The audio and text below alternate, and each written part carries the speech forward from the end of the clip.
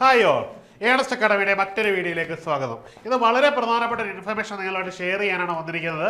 മറ്റൊന്നുമല്ല, നേരത്തെ വന്നൊരു നോട്ടിഫിക്കേഷൻ, അതായത് നിയമനം അടക്കം കഴിഞ്ഞ ഏതാണ്ട് 300-ൽ പരം വേക്കൻസികൾ ഫില്ല് ചെയ്ത ഒരു റാങ്ക് ലിസ്റ്റ് എക്സ്പയർ ആയിരിക്കുന്നു. അതാണ് നിലവിലുള്ള പ്രധാനപ്പെട്ട ഇൻഫർമേഷൻ.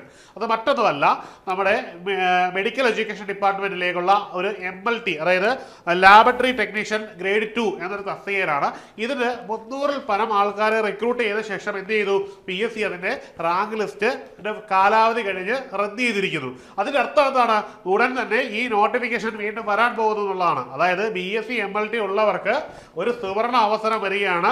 ഏതാണ്ട് 300-ൽ പരം ആൾക്കാരെ PSC റിക്രൂട്ട് ചെയ്തൊരു വേക്കൻസി വീണ്ടും നോട്ടിഫൈ ചെയ്യാൻ പോകുന്നു. അതായത് പുതിയ PSCയുടെ ചട്ടം അനുസരിച്ച് കാലാവധി തീർന്നാൽ പിന്നീട് എന്ത് ചെയ്യില്ല, അതിന് കാലാവധി നീട്ടിക്കൊടുക്കില്ല, പുതിയ നോട്ടിഫിക്കേഷനെ വരികയുള്ളൂ. അതായത് ഇപ്പോൾ പാസ് ഔട്ടായ അല്ലെങ്കിൽ നേരത്തെ മുതലുള്ള ഏതാണ്ട് +2 യോഗ്യത, സയൻസിൽ +2 യോഗ്യതയുള്ളവർ ഒപ്പം MLT കൂടി ചെയ്തിട്ടുണ്ടെങ്കിൽ അവർക്ക് ലൈഫിൽ കിട്ടാവുന്ന ഏറ്റവും സെക്യൂർ ആയിട്ടുള്ള ഒരു ജോബാണ് നിങ്ങൾക്ക് വരാൻ പോകുന്നത്. നമുക്ക് അതിന്റെ വിശദാംശത്തിലേക്ക് കടക്കാം. ഈ തസ്തികയുടെ പേര് എന്ന് പറഞ്ഞാൽ ലാബറട്ടറി ടെക്നീഷ്യൻ ഗ്രേഡ് 2 ആണ്. ഈ ഗ്രേഡ് 2 പല തസ്തികയിലുണ്ട്. ഇപ്പോൾ വരാൻ പോകുന്നത് വിദ്യാഭ്യാസം, അതായത് മെഡിക്കൽ വിദ്യാഭ്യാസ വകുപ്പിലേക്കാണ്. അതായത് നമ്മുടെ മെഡിക്കൽ കോളേജ് ഒക്കെ അടങ്ങുന്ന ആ ഒരു റിങ്ങിലേക്കാണ്, ആ മെഡിക്കൽ വിദ്യാഭ്യാസ വകുപ്പിലേക്കാണ് ഈ ഒരു നോട്ടിഫിക്കേഷൻ വരാൻ സാധ്യത. ഇതിൻ്റെതാണ് റദ്ദായിരിക്കുന്നത്.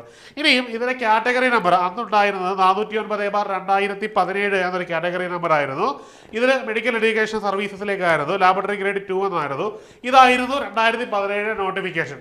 ഈ നോട്ടിഫിക്കേഷൻ പ്രകാരം ലിസ്റ്റ് ഇടുകയും ഏതാണ്ട് 300-ൽ പരം ആൾക്കാരെ അവർ റിക്രൂട്ട് ചെയ്യുകയും ചെയ്തു. അങ്ങനെ ആ ലിസ്റ്റിന്റെ കാലാവധി തീർന്നു. ഇനി അടുത്തത് ഉടൻ തന്നെ എന്തായിരിക്കും? ഇതിന്റെ നോട്ടിഫിക്കേഷൻ ആയിരിക്കും. അപ്പോൾ അതിനുള്ള ആപ്ലിക്കേഷനിന്റെ സമയമാണ്.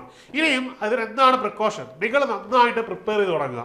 നിങ്ങളുടെ പഠനത്തിന്റെ സമയമാണ്. പഴയ പ്രീവിയസ് ഇയർ ക്വസ്റ്റ്യനൊക്കെ വെച്ച് തയ്യാറെടുത്ത് തുടങ്ങുക. നോട്ടിഫിക്കേഷൻ വരെയൊക്കെ കാത്തിരിക്കേണ്ട, അതിന് മുമ്പ് തന്നെ എന്ത് ചെയ്യാം?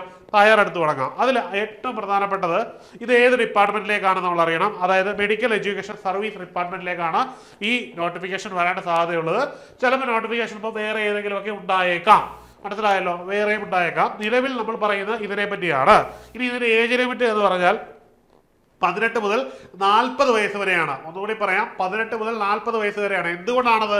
സാധാരണ PSCയുടെ ഏജ് 36 ആണ്, ഇവിടെ 40 ആണ്. അപ്പോൾ OBC SC ST വിഭാഗങ്ങൾക്ക് എന്ത് കിട്ടും? 3 വർഷം 5 വർഷം എക്സ്ട്രാ ഏജ് റിലാക്സേഷൻ കൂടി കിട്ടും എന്ന് ഓർത്തിരിക്കുക.